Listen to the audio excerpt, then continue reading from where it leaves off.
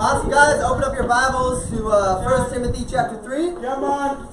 I sent out the lesson via email, so if you would like to receive that and you have somebody next to you that has it, just nudge them to the left or to your right, and they can forward that on to you. So a bit of a reminder. So if you're visiting with us for the very first time in a while, we've been going through 1 Timothy as a book, chapter by chapter, week by week, just to understand it a little bit more on how we can build our church up here in Samoa. So chapter 1, what was that about? What do you guys remember? Stay in Ephesus. Paul is writing to a guy named Timothy who is leading a church in Ephesus, but he may have had temptation to want to leave that challenging situation. Chapter 2, what did we talk about a little bit? Oh, women, yeah. The challenging chapter of Ephesus. Hey, women, no. But it was order in the church. He was talking about how to have proper worship in the church. So he's saying how things should be, who's leading, who's not, and really having an understanding when it comes to church. See, when we bring up last week's as well as this week, we can have a lot of opinion, especially when it comes up the idea of how should a church be run. Oh, we have so many opinions what we should or should not do when it comes to being in a church or pretty much any organization at this point. We can be filled with so many opinions, whether we have the experience to back them up or not. I don't know if you guys have realized, but the Olympics just started. And it's awesome to see Samoa being represented in there as well. But I don't know if you're like me, I can have a lot of opinions while I'm watching the Olympics. I could be just sitting on the couch with my drink in hand and chips, and man, they gotta run faster, you know, and just like, I know nothing about what's going on, yet I'm filled with opinions. And at times we can do that. We can see somebody leading and going, man, why did they do that? Why did they? Are you leading? Oh no, I don't want to lead. No, you're filled with a lot of opinions. And that doesn't mean it's necessarily bad, but we have to go back to God on truth rather than just our opinions. You know, because it's funny. Even if you have a brother or a sister, you know that you can argue about all your opinions all day, right? If you have a brother, you guys can just argue about the smallest of things. I know one conversation or one argument I always bring up with my older brother is, I remember we argued for like 3 hours straight on how much peanut butter we should put on a sandwich or not. See, my understanding, and I hope that you guys agree with me, I was like, bread is cheaper than peanut butter, so just make more sandwiches with less peanut butter. Fill up on bread. He was like, no, I'm looking for nutrients. I need my protein. That's my brother. And so he's like, I need all the peanut butter. And we literally argued for the next 3 hours about how much peanut butter. We looked up Google and everything and what's better for you. It was a bad day. But anyways, one other thing we can have a lot of opinions about is leadership. So many opinions about leadership. We can have all the opinions in the world, but when it falls to you to be a leader, how can we respond? Oh, I don't know if I want to do that. We can be terrified of leading. We have a lot of opinions, but we can be terrified of leading. Because why? We know the saying, right? With great power comes responsibility. Great old Peter Parker. But we know that it's challenging. Leadership is a high cost. It's a high calling for anybody who is called by God. And so Paul, he was addressing how to, put the church in order. But now in this chapter, he's really going to be talking about leadership. And he's going to set all these different opinions that we have. And he's just going to talk about what are the important things when it comes to leadership in the church. See, leadership is one of the most important parts of the church. Because the church rises and falls depending on who's leading. It really does, and it's a very scary fact. And you might even understand that. If you walk into a shop or a situation where there's chaos happening, what's the first thing you say? Who's in charge? Right? And at the same time, whenever things crazy happening even in the church, you ask that question, who's in charge? I got to talk to somebody. Things need to be sorted out. And that's okay. That's a burden that we've voluntarily take up as a leader and go, cool, I'm responsible for these people. But all these things to say is that Paul is now writing to Timothy, hey, whatever challenges, you got to remain there in Ephesus. You got to set up order. But Timothy, at the end of the day, this is going to be your responsibility. all the crazy things, man, it's you to sort this out. And so my title for my lesson this morning is Build Me a Church. How do we build this church? Point number 1, build on character. Build on character. See, when it comes to leadership, the question we must ask and answer is who is qualified to be a leader, especially in the church. You know, we come and ask ourselves, how would I choose a leader? In some organizations, they choose their leader based off of talent alone. They just look at, are they able? They don't really look at the heart or the character. Some base it off of looks. Right? You got people doing models, boy bands out there, whatever it is. They look good, they're chosen. Others base it off of just simply who applied, who wants it.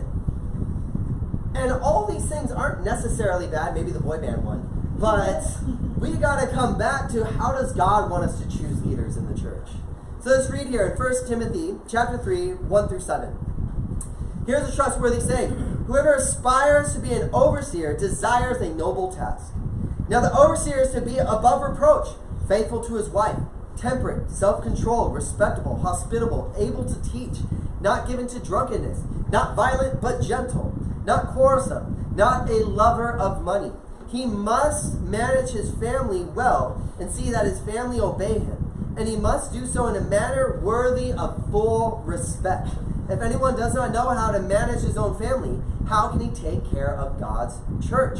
He must not be a recent convert, or he may become conceited and fall under the same judgment as the devil. He must also have a good reputation with outsiders, so that he will not fall into disgrace and into the devil's trap. So there is a lot going on here, but starting off, we're going to break it down a bit. Paul first admonishes, meaning he lifts them up and he encourages those who first of all inspire to leadership. Just simply, hey, he talks about right at the beginning, those who aspire to leadership, man, awesome. Great job. Amazing. Because he calls it two different things. He calls it a noble task. In other translations, he calls it a good work.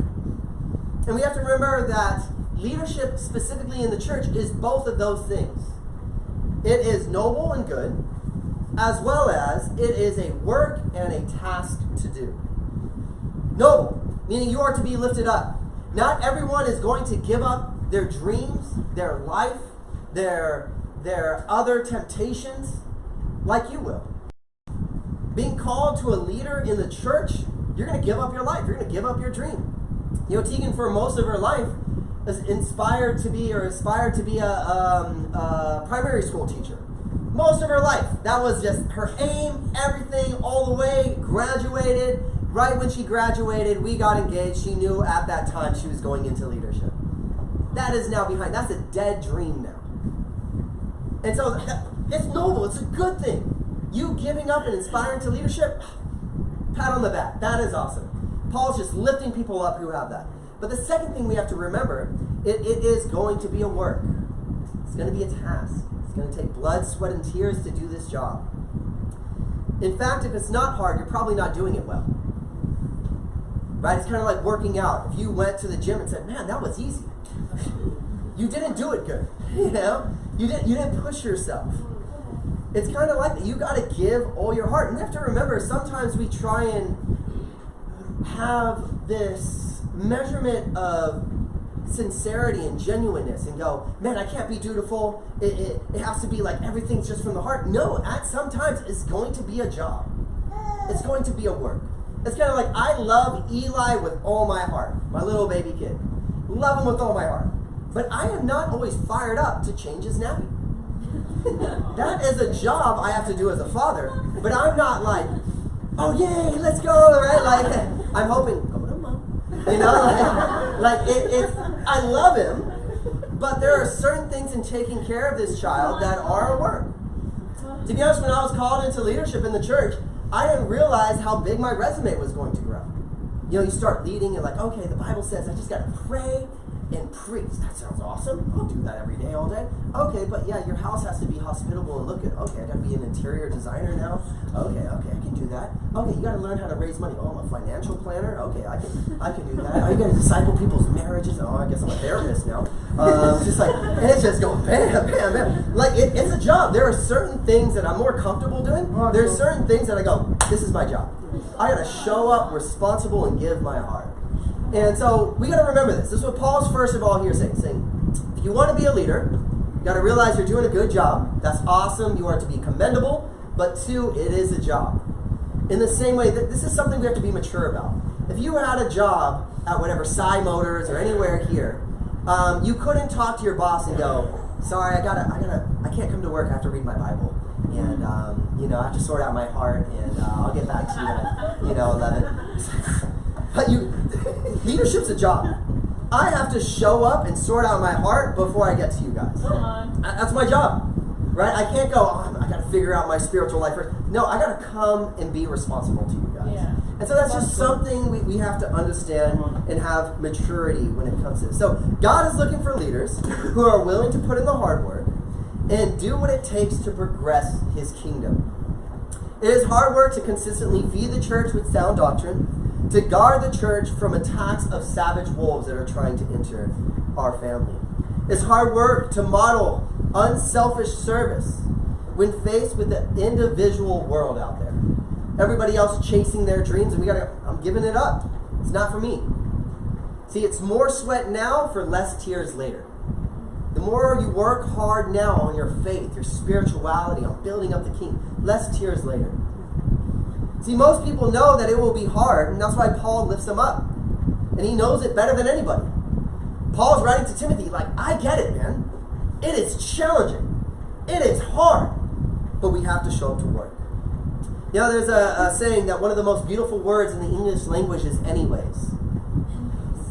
Anyways. It could be one of the most beautiful words, specifically in leadership. I mean, they knew it was going to be hard, but they did it anyways. They knew that the journey was going to be lonesome, but they went anyways. Their heart is going to be damaged by people that they love. They loved anyways. It could be one of those. That's leadership. You got to fall in love with the word anyways. I'm going to do it anyways.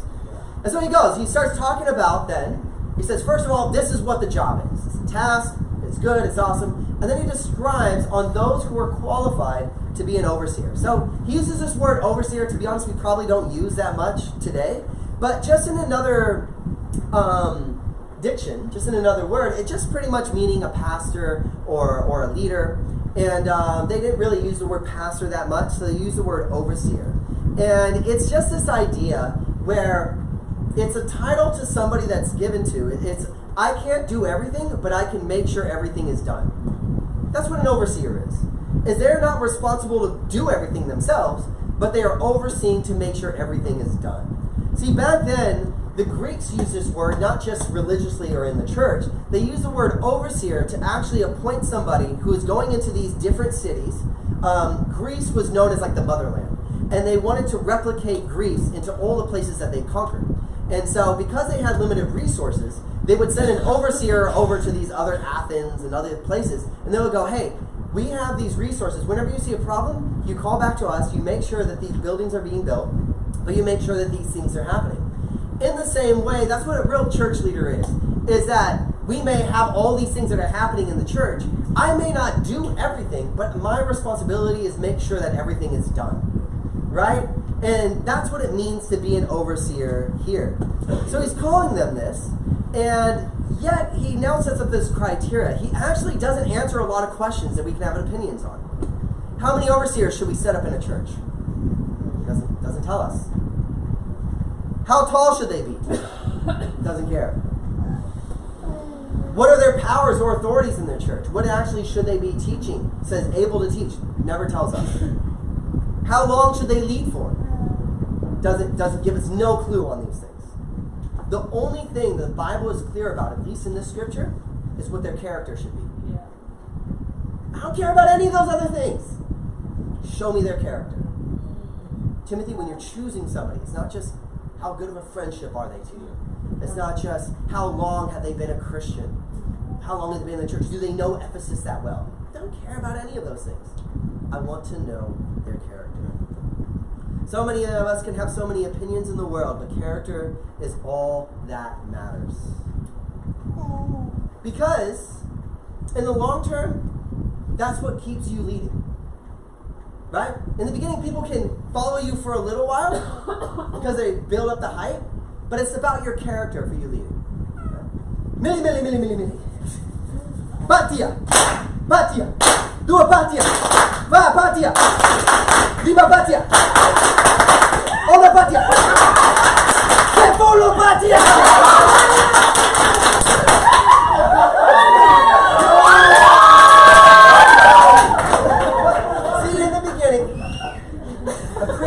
There are some people who clap. They're like, okay, I'll do one patia. Maybe no patia, maybe. But when he said five patia, I can't count that. And I said full patia. No, I stopped clapping then. And that's kind of, to be honest, leadership in the church. When first somebody comes in, you're like, okay, I'll follow you with Lua Patia. But when you start doing some Lima Patia, my hands hurt. What enables you to get to the Sefula Patia is your character. Come on, it really is. Because you can do all things to make somebody successful, but if they don't like you, good luck. Right? Sometimes we say things like, hate me now, but you'll thank me later. Right? Force somebody, get in there, put you in there. And there's a little bit of that. There truly is. As in, we have to make sure we teach people to obey. There is part of that. But there isn't now becoming an overlord. There's a difference between overseer and overlord. Right? And so this idea of hate me now, love me later, and thank me later, it's like, no, if they see your character, if they see your heart, then they're not going to feel forced. And so he talks about that they got to have a good character. People don't care if you're a Christian if they don't see the character of a Christian. Right? If you're going to work, or if you're at your university, even now that we're becoming, a bigger group on university, if they go, wow, they go to that group, they're part of that Bible talk group, but they don't see the character of a Christian in the classroom, if they don't see the character at the workplace, you're never going to win anybody over. They don't see your character. In leadership, character is more important than structure. Right? Chapter 2 is all about structure. But if you don't have the leadership to support the structure, it's never going to work. There is no structure that can support bad leadership. There is no structure in the world that can support bad leadership. It doesn't matter how great the boat was built. If it doesn't have a captain, it's going to sink. Right? We can go to the local, shipyard here and go, wow, hey, this boat's awesome. All right, Nelly, you want to try driving it? It's like, it's not going to work, right? I don't know if he's good at boating or not, but it's like, we look at the captain. It's not just the boat. If you have a really good captain, let's jump on a rowboat. Who cares? It's all about character. Some people will respond and say, man, my church, my Bible talk just needs to fix its structure. You got to sort some things out. You got to figure things out. No. Everything will be okay when you change your character. Even in our household, you got to figure out the structure. Got to move this person here, and at times that helps, right? Not to say we shouldn't inspire to have good structure, but it's about character. It's about leadership. We fix our character. See, God uses character to choose His leaders. We don't do it by random. We do not pick those who just desire it and volunteer. We do not just pick those that look like natural leaders.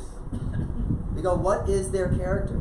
And he talks about a couple different things. He says, one, it has to be a man of manners. Not manners as in posh, but in the manner of God. Right? They show the character of God in their life. Then it says that they need to be a man of management. He is called to manage, not rule. The first place where our Christianity is demonstrated is in our home. Right? How are we managing our home? He talks about that a bit. He talks about it's a man of maturity. One thing he says is that they should be not of a recent convert, or that they can end up like the devil. We got to be mindful not to rush people into leadership for their own good.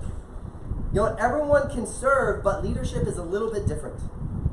If anyone wants to put the chairs out and, help with communion, we're not going to really look into your character. Does this guy get angry? Is he going to toss the chair? We're not really looking into that, but we're looking into character when it comes to leadership. And so some people are called into leadership and they go, man, I got no experience. I don't know how to do that. I don't know if I'm even in the beginning of verse 1, inspiring to leadership. But you have to have confidence. The reason that we're calling you higher is because we see something in your character. And you should be admired about that. You should be excited about that. Because we're looking for character.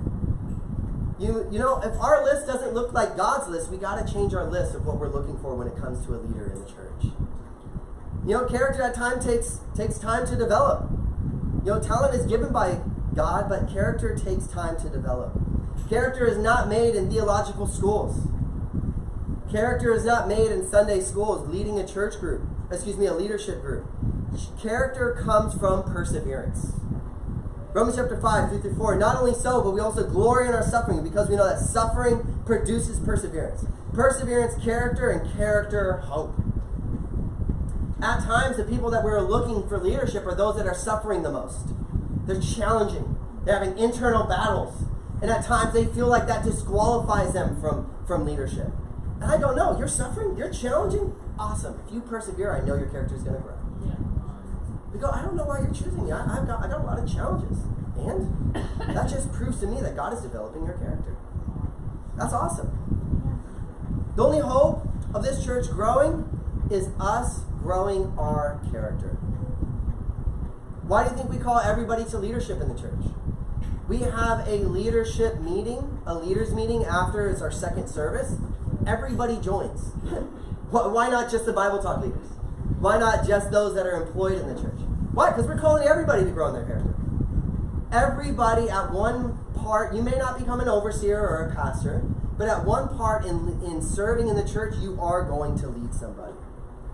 So this is the first challenge here, is that he's talking to Timothy, and he says, you need to build on character. And I'm so very grateful for the characters that we have here in the church to go, man, we got some awesome things to build with.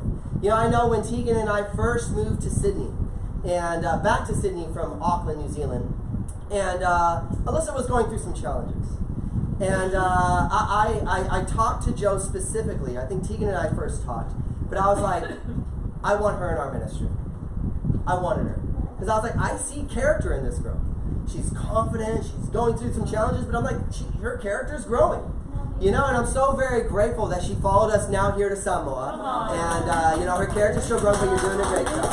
I'm grateful for Paul and Naomi being here as well. God has been working on their character sometimes, hey. The last couple of years, maybe there's some character growing in there. But it's just awesome that these guys, there's so much that I'm just grateful for them just being here. They have just changed the campus ministry. Paul just going out there with everybody who can study the Bible and just going at it. Naomi just doing such a great job giving. Because it's just character. Yeah, we've had some suffering. Yeah, we have some challenges. But God is looking at our character. Point number 2 is that we have to build on a team. So talk to Timothy. All right, build up the church. Here's a structure. Here's your character. Here's your leadership. But we have to build on a team. We see that leadership is built off of men and women with character. Now we're going to see what we need to build around them. 8-13 in the same chapter, it says, in the same way, deacons are to be worthy of respect, sincere, not indulging in much wine, and not pursuing dishonest gain. For they keep hold of the deep truth of the faith, which a clear conscience. They must first be tested, and then if there is nothing against them, let them serve as deacons. In the same way, women are to be worthy of respect, not maliciously talkers, but temperate and trustworthy in everything. A deacon must be faithful to his wife and manage his children and his household well. Those who have served will gain an excellent standing and great assurance in their faith in Christ Jesus. Now, other than the word other than the word overseer, deacon is not exactly a title. It's more just like responsibility in the church. It's someone who's kind of just like serving in a variety of ways in the church. It's not exactly a title of leadership, but more along goes out those who are helping the overseer or the elders in the church. Of specific note, unlike an overseer, women are also called to be deacons as well. So this is where we can see in Romans chapter 16, verse 1, I commend to you our sister Phoebe, a deacon of the church in there. The deacon is not so much an office, but an obligation. It's somebody that's helping around. See, church cannot be operated just by one person. There needs to be a team in the church. Jesus had a team. Paul had a team. Moses had a team. Today we need a team as well. And this team needs something. And he talks about it. He talks about that it needs awesome traits. That it's not just made up of your best friends, but those who have good reputation of honest traits. They have integrity. Right? They have good character. Talks about that a little bit more. That they need truth. That they are not being able to, they're not able just to teach just simply by conviction, but behind closed doors as well, back in their home. That they're not bouncing back and forth. At times, people can just go, yeah, I believe, or I support this, or I do this. But when you get home, you hear different things. You go, I don't know why we did that. I don't know why we're doing this. It's like somebody needs to have conviction in their heart here at church, well as back at home. It's not tossed back and forth, but not just in your doubting in your doctrine, but even in your life. You say something, but you forget to give contribution. You say something, but you don't do it. Or you don't show up early. Right? It's like you're not bouncing back and forth just what you believe, but are you bouncing back and forth in how you act as well? And this is really important that we hear this. Because even those that are visiting church, at times we can go, well, hey, I can come once or I can come twice, but I'll miss next week because I'm doing this and everything. It's like you don't understand that as a church, we are called here to build on a team. If you don't show up every day, if you don't show up consistently, I can't build on you. You're not part of the team. You're not part of the church. Like I have nothing to build with you. If you're not building deep friendships in the church, if you're not showing up to give your whole heart, I can't build anything with you. Right here, he's saying that you got to have these people in the church, Timothy. It's not just all on you. Appoint these leaders, but make sure you have an awesome team in the church. You know, it's awesome always showing up on campus. And there's just a team of disciples there. And it's so encouraging because, you know, you can just literally just show up to the cafe and you need somebody to share your faith with. You just pull a brother, pull a sister, you promise them a donut, they'll come with you. You know, it's just like, it's awesome. They'll go out there. But it says here that the team continually building. He says you need to build with conviction. That they need to be tested. See, faith that's not tested cannot be trusted. You're not appointing people that you hope will show up one day. That you're looking for people who have been tested and they've come through. You know, you may be asking you, well, I haven't been tested. How do I get tested? Don't worry about that. God's going to test you. You don't have to go out of your way to find testing. Right? God will do that. God is a great teacher. God's a great coach. And it says that they need to be trusting. It says, they have to be trusting. They have to trust their leadership. When a man is coming to leadership, he talks a lot about the wife as well. He talks about the women. You know, anytime that a man is coming to leadership, the wife is always on his resume. That just means that they look at the wife as well. Is she happy? Is she doing well spiritually? If not, then maybe the man's not leading at his home as well. It's important to look at these things. Talks about they have to have good testimony. Meaning if I showed up to your classroom, if I talked to your teacher, if I talked to your boss and said, how is their work ethic? How are they doing at school? Are they a leader in the classroom? That's more telling than what you do at Bible talk. Right? That's who your true self is. That's important. And he continues to call them to this. He says, you got to build a team, but it's always looking back on character. You know, we need a team for the church to stand. You know, have you ever tried doing something by yourself and then got mad at others for not helping you? We do that all the time. Where we're just like, no, I don't need no help and everything, and then you're just washing the dishes and you see the sister on the couch. Why isn't she washing the dishes? You know? It's like, you're the one who wanted to do that by yourself. We can do that all the time, where we don't ask for help, but we get mad when no one's helping. And so even as a church, we gotta do that. We gotta call everybody to the standard that we are living. If you're leading in any capacity in the church, and you feel like you're the only one doing that, may be true, but the problem might be you. Are you calling people to actually help you? Are you building a team around you where you're not just getting mad, but you're going like, I'm grateful that I get to call people to help? See, all in all, guys, the truth, the only place for it to stand is the church. If the church falls apart, the truth falls apart. And so he was teaching Timothy. He says, first of all, as you're building up this church, Timothy, build this awesome church, I want you to build first off of character. The first thing we got to look back, guys, is how is our character? Not just our actions, but who are we? Look throughout these qualities or these criteria on a good character and just go, what am I lacking? How can I build on my character? And the second thing is you need to build a good team.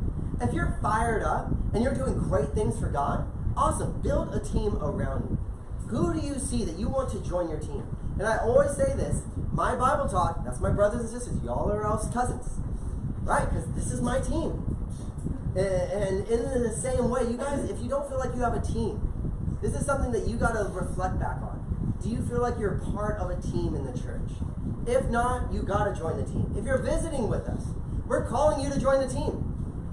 It's something that takes commitment, though. When you join a team, it's commitment, right? When you have a team, you don't wear anybody else's jersey. You don't show up to anybody else's practice. Right? You go, this is my team. Even if we're losing the games, this is my team. It doesn't matter. Like, that's what I love about the Olympics. And specifically when you're supporting people that you think, oh, they may not win gold, silver, or bronze. It doesn't really matter. But it's just like, you're like, yes, we made it. It's awesome. In the same way, guys, I want us to build a church that is built off of character.